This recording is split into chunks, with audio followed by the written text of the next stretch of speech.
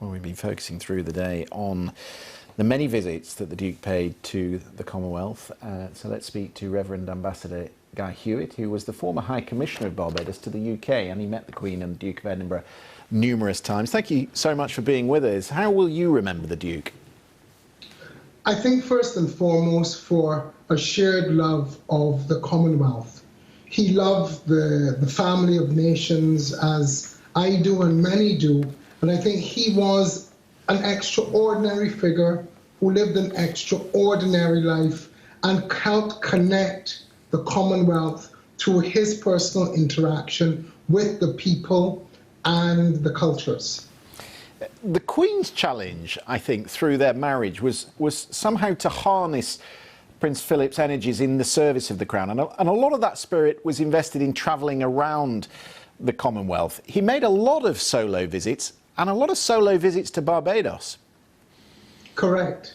I think as a sailor, as a yachtsman, he enjoyed the Caribbean immensely because the islands are small, the breeze is good, and a good time is had by all. And for a traditional sailor, part of your ration was a tot of rum, and there was nowhere better to get rum than in good old Barbados. I read today that he's a freeman of Bridgetown. Is that right?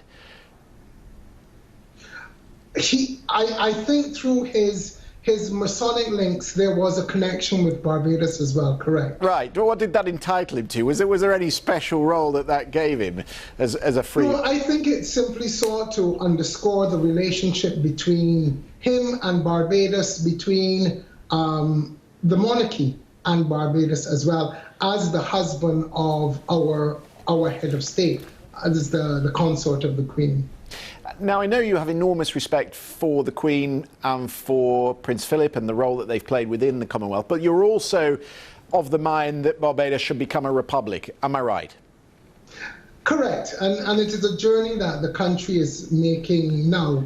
But that is more to do with our growth and for us to move forward. But I would say that as part of our journey ahead, we will always treasure the relationship we've had with Her Majesty and with Prince Philip, and the service and the love, the dedication they have given to Barbados over time. Do you think, it's just interesting to talk to you in the context of the Duke's life, but also in the context of the recent debate, do you think it comes into sharper focus with the Prince's passing today?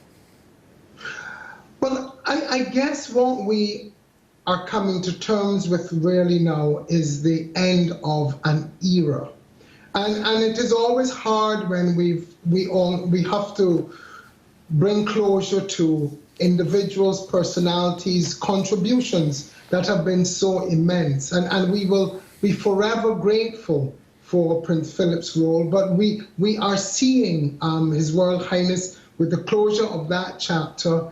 I guess the passage of the movement from empire now to what are now going to be increasingly sovereign nations taking their place in the world alongside Britain as an equal partner, which is what the Commonwealth has always stood for. And of course the focus often when we talk about the Commonwealth is on trade and trade within this community of nations.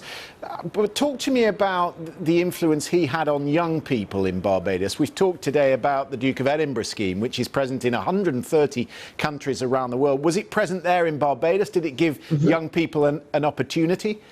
Very much so. I mean, the Duke of Edinburgh Award scheme is probably one of the most prestigious youth awards globally, and I'm pleased to say that my son was a participant in it, and he and so many others in Barbados and across the Caribbean were able to gain a lot from the rigors it puts young people through, from the leadership it inculcates, from the wisdom it tries to impart on young people and giving them direction that they need for life.